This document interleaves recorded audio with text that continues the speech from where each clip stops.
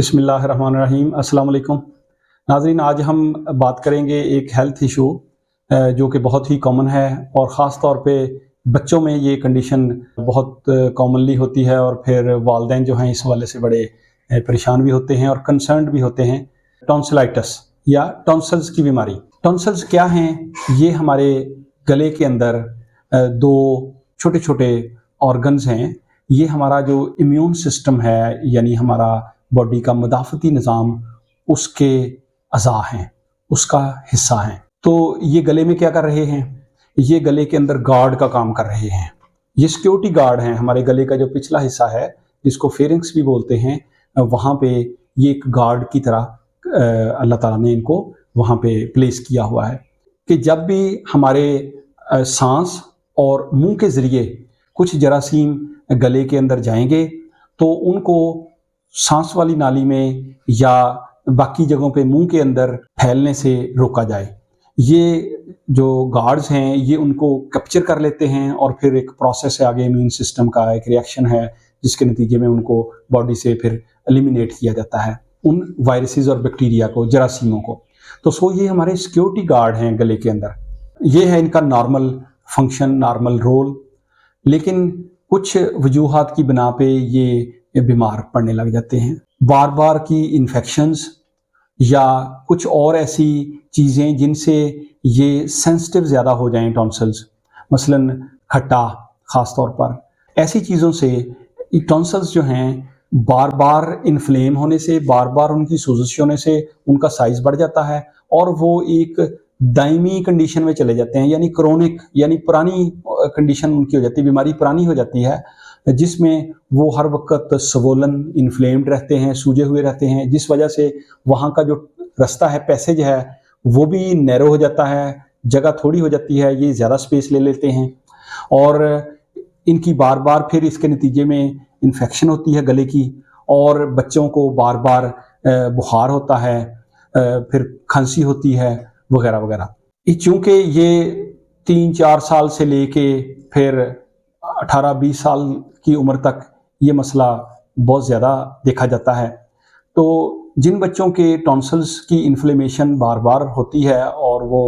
Chronic stage میں چلے جاتے ہیں، پھر ان بچوں کو سال میں کئی دفعہ بخار ہوتا ہے اس گلے کی وجہ سے، اور ان کا گلا، ان کے ٹونسلز اتنے سینسٹیو ہو جاتے ہیں کہ تھوڑی سی بھی بد پرہیزی کہہ لیں کھانے پینے میں، یہ ان چیزوں سے جو چیزیں سینسٹیو ہیں ان کے گلے کے لیے، اس سے ان کو یا تھوڑا سا بھی ایکسپوجر ہوا ان ایریٹنٹس کا، جن سے جو ہے وہ ٹونسلز کی انفلیمیشن ہوگی، تو ان کا ٹونسل جو ہے وہ انفلیمڈ ہو جاتے ہیں، اور ان کو فوراً بخار آ جاتا ہے اور وہ بیمار پڑ جاتے ہیں۔ پھر اس کا علاج کیا ہے؟ ایک تو یہ ہے کہ جب بھی ایکیوٹ کنڈیشن ہوگی، یعنی ابھی فوری طور پہ بخار ہوا ہے، سوجن ہوئی ہے، گلا خراب ہوا ہے، تو اس کے اندر پانی کے اندر نیم گرم پانی میں نمک ڈال کے غرارے کیے جاتے ہیں، اپنے معالج سے رجوع کر کے میڈیکیشن لیں بخار کی اور سوجن کی اور اینٹی بائیوٹک وغیرہ۔ جو کرونک کنڈیشنز میں چلے گئے ہوئے ہیں، ان کو چاہیے کہ وہ اپنے ناک کان گلے کے جو ماہر ڈاکٹر ہیں، ENT اسپیشلسٹ ہیں، ان کے مشورے سے اگر آپریشن کی، سرجیکل انٹرونشن کی انڈیکیشن ہے تو پھر اس کی سرجری کروا لیں۔ بچاؤ کیا ہے؟ پریونشن یہ ہے کہ ہم اپنی صحت کا خیال رکھیں، کھانے پینے کے حوالے سے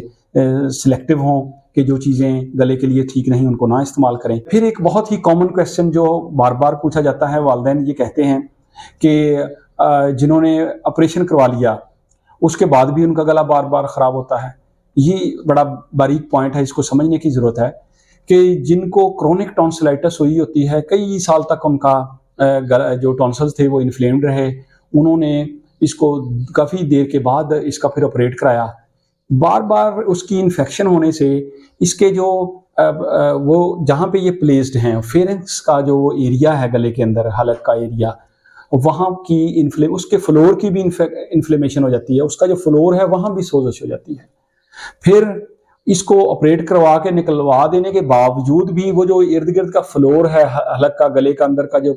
فلورز ہیں، دیواریں ہیں، وہ چونکہ اس میں انوالو ہو چکی ہیں، اس وجہ سے جیسے ہی باہر سے کوئی ایریٹنٹ اندر جائے گا دوبارہ، پھر گلا جو ہے وہ پک جائے گا اور انفلیمیشن ہو جائے گی، بخار ہو جاتا ہے، تو وہ پھر ایک قسم کی نہ ختم ہونے والی کنڈیشن بن جاتی ہے۔ اس لیے یہاں امپورٹنٹ چیز یہ ہے کہ اگر ایک بچے کو ارلی ایج میں اس کو کرونک ٹونسلائٹس ہو گئی ہوئی ہے اور اس کو سال میں کئی دفعہ بخار آتا ہے اور اس کے ٹونسلز کا مسئلہ ہوتا ہے، تو اپنے ENT اسپیشلسٹ کے مشورے سے اس کی جلدی سرجیکل انٹرونشن کی جائے۔ اگر جلدی ان کو ریموو کر دیں گے تو وہ ابھی جو فلور ہے بیک سائڈ پہ اس کی بھی انفلیمیشن ڈیولپ نہیں ہوئی، تو پھر ٹونسلز پرابلم کر رہے تھے، ٹونسلز ریموو ہو گئے ہیں، تو باقی پھر یہ مسئلہ نہیں ہوگا۔ لیکن جب یہ کرونک سٹیج تک ہم اس کو کئی سال تک لے کے چلتے رہتے ہیں، پھر ٹونسلز کے بعد وہ جو فلور ہے وہ بھی انوالو ہو جاتا ہے، تو پھر ٹونسلز تو نکال دیے جاتے ہیں لیکن مسئلہ پھر وہاں وہی رہتا ہے۔ امید ہے یہ انفارمیشن آپ کو اچھی لگی ہوگی اور آپ اس میں سے کچھ چیزوں پہ عمل کر کے اس مسئلے پر قابو پا سکیں گے۔ اپنا اور اپنے بچوں کا بہت سا خیال رکھیے گا۔ شکریہ۔